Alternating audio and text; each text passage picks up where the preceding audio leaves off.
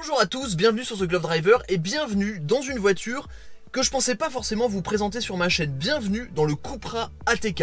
Alors le Cupra ATK, c'est un SUV sportif avec des guillemets, vous avez vu le titre, et je vais vous expliquer comment je me suis retrouvé avec cette voiture. Il y a quelques temps, Cupra m'avait invité pour une soirée qui se déroulait sur un toit de parking à Paris pour le lancement de la nouvelle marque en France. Parce que vous ne le savez peut-être pas, mais Cupra était anciennement voilà, une dénomination sportive pour certains modèles de chez Seat. On avait la Leon Cupra, on avait la Ibiza Cupra, et récemment, comme beaucoup de marques, par exemple comme Citroën avec DS, comme Fiat avec Abarth, ou comme plus dernièrement Volvo avec Polestar, Seat a décidé de séparer Cupra, de séparer ce segment sportif pour en faire une marque à part entière, une marque avec un ADN un peu plus différent, un ADN un peu plus sportif, un ADN un peu plus lifestyle on va dire, et comme l'avait dit le patron de Cupra, qui va servir à motiver des personnes qui normalement n'achèteraient pas des Seat à découvrir des Cupra. Donc aujourd'hui je me trouve dans le Cupra ATK. Donc c'est un véhicule qui va reprendre énormément d'organes Volkswagen évidemment, mais qui a un développement sportif très spécifique. Et personnellement je pense que vous commencez à comprendre un petit peu l'esprit de la chaîne.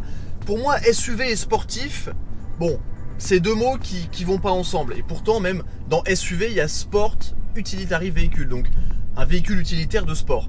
Moi j'ai toujours eu une tendance à appeler ça un PUV plutôt qu'un SUV, un véhicule utilitaire performant. Parce que pour moi le sport dans une voiture, c'est lié certes à de la performance évidemment, mais c'est aussi lié à de l'émotion. Moi quand je conduis un véhicule sportif, j'ai envie, voilà, j'ai envie d'avoir des frissons, la puissance, les chiffres, c'est bien, mais ça fait pas forcément tout. Donc aujourd'hui je vais mener une expérience scientifique pour savoir si on peut s'amuser au volant d'un SUV sportif, parce que dans cette version on a quand même 300 chevaux, 400 Nm de couple qui sortent du 2 litres TFSI du groupe Volkswagen. C'est le même moteur que la Golf R. J'ai envie de savoir si avec une position de conduite aussi haute, avec une voiture relevée, avec forcément plus de poids, un système 4 roues motrices, on peut s'amuser, savoir à quel point c'est efficace et tout simplement, ben voilà, quels sont les avantages de cette voiture. Alors je pars avec des a priori négatifs, mais ça fait plus d'une semaine que je roule avec cette voiture. Et ce que je peux vous dire, eh ben, c'est que je suis assez étonné. Mais avant de continuer cette vidéo, pensez à me rejoindre sur Instagram. On est déjà presque 14 000, c'est génial. Et au quotidien, je partage un peu plein de trucs. Et on peut discuter d'automobile et je réponds à tout le monde. Donc n'hésitez pas à venir, @01TGD. Évidemment, pensez à vous abonner à la chaîne YouTube, c'est super important. Ça m'aide à vous produire plus de contenu, plus il y a d'abonnés, plus il y a de vues, plus on s'éclate ensemble. Le thème SUV sportif, ça me titille toujours un petit peu. Et pourtant, j'ai testé deux SUV, on va dire super sportifs, à savoir le GLC 63S AMG, que j'ai testé à titre personnel, pas en vidéo, et l'Alfa Romeo Stelvio Quadrifoglio. Et j'ai été bluffé par ces deux voitures, parce que elles défient les lois de la physique, tout simplement. C'est des voitures qui sont surélevées, avec des énormes moteurs, plus de poids, plus de roulis, moins de performance. C'est logique, une voiture sportive, c'est au ras du sol, c'est léger, certes puissant, mais voilà, il y a des lois de la physique qu'on peut pas changer. Une voiture sportive, c'est par terre. Et pourtant, j'avais été bluffé par ces deux voitures. Et donc quand Cupra m'a contacté en me proposant d'essayer cette ATK, eh ben je me suis dit pourquoi pas. Parce qu'aujourd'hui, des petits SUV sportifs comme ça, on commence à en voir de partout. Alors, il y a eu le SQ5 évidemment, mais actuellement il y a aussi, et qui est directement concurrent avec cette voiture, il y a le Macan version de base entre guillemets 258 chevaux, le Stelvio 280 chevaux en version véloce, on a l'Audi SQ2, on a... Je me rappelle même plus de tous les modèles qu'on a, mais il y en a dans tous les sens maintenant des petits SUV sportifs. Parce qu'on retrouve des voitures qui sont performantes, sécurisées, avec une position de conduite haute, parfaite pour une famille. En ville, c'est hyper agréable. Là, je suis en mode confort. Les suspensions sont assez souples. On a une direction qui est très précise, légère mais très précise, que j'aime beaucoup. Une boîte DSG7 qui fonctionne bien. Alors, en mode confort, on va en parler après en mode plus sportif. Et on a une voiture qui, étonnamment, ne prend pas de roulis. Là vous le voyez, je suis dans des virages à allure très modérée, mais la voiture ne prend pas de roulis, elle se place bien, on a des freins qui sont ultra puissants, et dans l'ensemble, eh ben, un véhicule qui se fait complètement oublier, et qui est pratique. Et j'ai eu l'occasion de rouler avec, alors ça fait 10 jours que je roule avec, je l'ai essayé dans toutes les situations possibles. En ville avec des bouchons, en ville qui roule bien, sur la 4 voies, sur l'autoroute, je l'ai vraiment essayé partout. En ville, j'ai adoré parce que c'est super confortable. J'arrive, je branche mon téléphone, j'ai Apple CarPlay, ma musique, Waze, Spotify, c'est super simple. La voiture se fait complètement oublier, c'est très confortable. C'est vraiment une voiture qui est faite pour tous les jours et pour un usage, je trouve, urbain c'est juste nickel. J'ai oublié de le dire, mais cette voiture vaut 43 000 € neuf, ce qui est, je trouve, plutôt intéressant comme placement, étant donné tout ce que peut faire la voiture pour vous en fait. Donc ensuite j'ai le mode sport. Alors il faut savoir que sur cette voiture il y a des suspensions adaptatives, donc qui vont être réglées du plus dur au plus confortable suivant les modes de conduite. Sur les imperfections de la route classique, on va dire, on sent que la voiture est assez ferme mais pas cassante.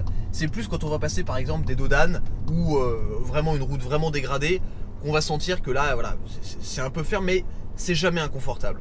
En mode sport, on va avoir une direction qui va déjà être plus précise. On va avoir la boîte qui va passer en mode sport. Donc c'est marqué avec S2 ici, on va rester plus longtemps dans les rapports, on va avoir un peu plus de couple.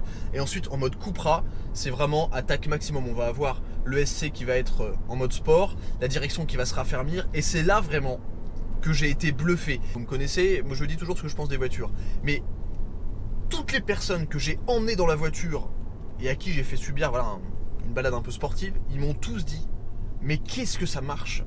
Et donc hop, on passe en manuel avec les palettes au volant qui sont bon en plastique, voilà, et on va attaquer un petit peu. On a directement une sonorité qui se révèle un peu. Alors on est chaussé sur des pneus hiver, donc pour le grip sur le sec comme ça c'est pas ce qu'il y a de mieux. On a un petit peu de sous-virage.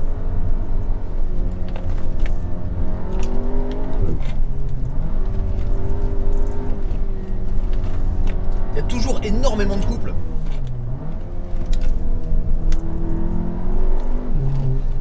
Et vraiment, bon là je me concentre parce que vous connaissez les 17 virages de la vallée de Chevreuse. C'est des virages qui sont vraiment serrés. Hop, deuxième, troisième, ça rétrograde vite. Et moi ce que je trouve hallucinant dans cette voiture, c'est vraiment le grip. Le grip est monumental. Alors, j'ai volontairement choisi un terrain qui allait mettre à mal un petit peu la voiture, c'est-à-dire des virages très serrés. Voilà, là, à part avec une Lotus ou une Caterham, ça sera compliqué d'être efficace parce que c'est des virages qui sont super serrés, des enchaînements vraiment très rapides. Mais c'est parfait parce que on teste le comportement sportif pur et dur de cette voiture. Alors là, je l'ai fait vraiment vite pour vous montrer ce que ça faisait, en étant prudent évidemment, parce qu'il y a pas mal de cyclistes ici. Mais alors, on a un comportement qui est légèrement sous vireur. Je rappelle que là, on est sur du truc très serré. On est vraiment sur... la voiture, elle est mise à mal, là. Elle n'aime pas ça. Mais pourtant, on a un comportement qui est super, super performant. C'est d'une efficacité, honnêtement, hors norme. Il y a très rarement de perte de grip. Quand on met en mode ESC Sport, la voiture va accepter qu'il y ait un peu de glisse et le système 4 roues motrices va immédiatement reprendre le grip pour sortir du virage. Le moteur a beaucoup de couple. Le plus impressionnant dans tout ça, en dehors de l'efficacité, c'est vraiment le châssis parce que la voiture elle prend pas de roulis. Elle ne prend aucun roulis. Le système de freinage est super performant. Mais vraiment, et j'ai eu ma dose d'attaque pendant la semaine avec la voiture. Jamais un moment de faiblesse, une pédale très franche. Je suis dans un rond-point, c'est assez ajustable. Et là si je veux ressortir fort, c'est d'une efficacité impressionnante. Et moi c'est ça en fait qui me fascine avec cette ATK, c'est que l'efficacité est là, les performances sont là parce qu'on a quand même une accélération 0 à 100 km/h en 4 secondes 9, 245 km/h de pointe. Voilà, vous pouvez allumer un bon nombre de voitures sur la route avec cette auto. Du coup, vous allez me demander, Erwan, tu es en train d'encenser la voiture, en tout cas son comportement sportif. Est-ce que ton avis sur les SUV sportifs a changé? Non. Mon avis sur les SUV entre guillemets sportifs n'a pas changé. Je choisirais toujours une berline face à un SUV sportif parce que je préfère la position de conduite basse, parce que je préfère, voilà, je préfère tout simplement, je trouve ça plus logique. Mais pour autant, en ville, le SUV c'est génial parce que en ville, on n'attaque pas, on a besoin d'une voiture qui se faufile, qui est dynamique, mais qui est aussi confortable. La position de conduite haute est super agréable. On a une sensation de sécurité dans la voiture qui est top. On peut charger facilement. J'ai emmené une jolie Porsche couleur craie, Carrera GTS. J'ai emmené plusieurs fois ma maman dans cette voiture. Bon, bonjour maman. Et la première réflexion qu'elle m'a dit, oh la position de conduite super haute, c'est hyper agréable, on voit bien la route et c'est très confortable. Ben voilà, ça résume tout en fait. Et lorsque j'ai emmené mon beau-père dedans, à un moment j'ai accéléré, il m'a dit « Ah, bah ça c'est bien ». Parce que voilà, il y a cette petite sonorité, bon, assez étouffée, je vous l'accorde. Mais voilà, ce que je veux dire, c'est que le SUV, ça va être, je pense, tourné vers une clientèle qui va plus rechercher le confort, qui va moins rechercher le dynamisme, qui va rechercher un confort d'utilisation quotidien, quelque chose d'agréable, quelque chose de confortable, quelque chose de pas prise de tête, quelque chose qui met en sécurité.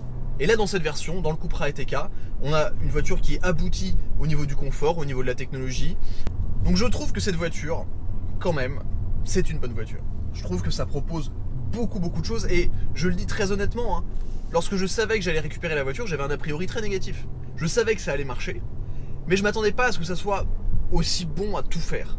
Maintenant la grande question, et on retrouve l'esprit The Glove Driver quand même, est-ce que cette voiture elle est fun à conduire? Est-ce qu'il y a des émotions? Est-ce que voilà, on a le petit sourire quand on l'emmène un peu fort? La réponse très honnête, non. Non?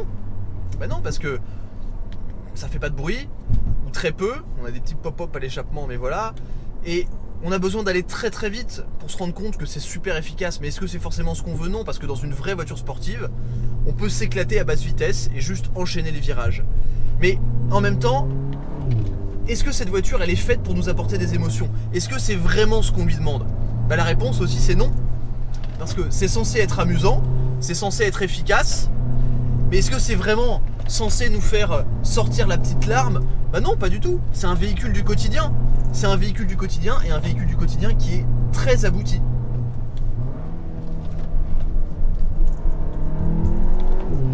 Et moi je pense honnêtement qu'il y a peu de véhicules aussi polyvalents qui peuvent vous emmener aussi fort. Alors oui, on connaît les grands noms, on connaît l'Audi RS6, on connaît l'Audi RS3, on connaît sous-virage, on connaît le sous-virage aussi.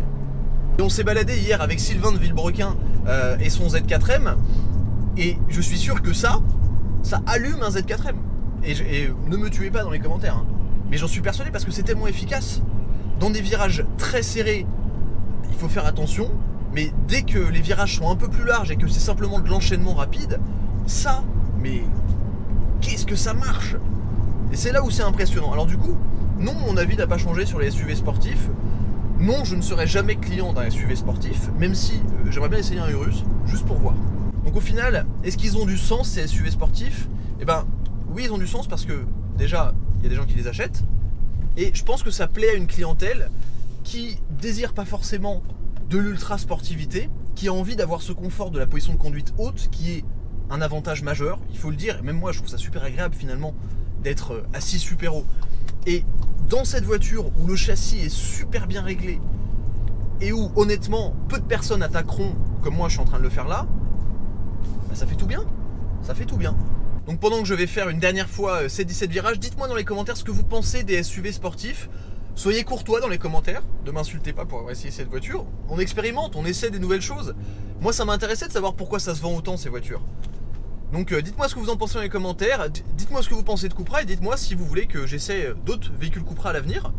Moi j'ai vraiment un très bon ressenti sur la marque pour ce lancement. Donc dites-moi ce que vous en pensez. Et puis évidemment si la vidéo vous a plu, n'hésitez pas à mettre un petit pouce bleu. Et puis je vous dis à la prochaine sur ce Glove Driver. Et puis moi... vous me retrouverez ici jusqu'à la fin de la journée.